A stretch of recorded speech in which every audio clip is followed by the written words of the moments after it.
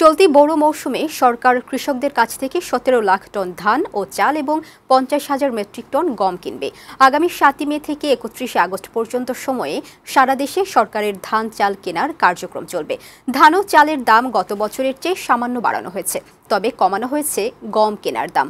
সচিবালয়ে খাদ্য পরিকল্পনা ও পরিধারণ কমিটির সভায় এ সিদ্ধান্ত হয়। প্রতি কেজি 32 টাকা দরে 5 লাখ মেট্রিক টন ধান, 45 টাকা কেজি দরে 11 লাখ মেট্রিক টন সিদ্ধ চাল, 44 টাকা কেজি দরে আদব চাল কেনা হবে 1 লাখ মেট্রিক টন।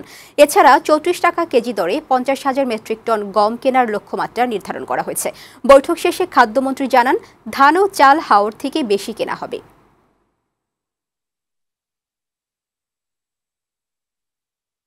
ধান 5 লাখ মেট্রিক টন 32 টাকা প্রতি কেজি এবং সিদ্ধ চাউল 11 লক্ষ মেট্রিক টন, দাম 45 টাকা প্রতি কেজি। গম 50,000 মেট্রিক টন, প্রতি কেজি 34 টাকা।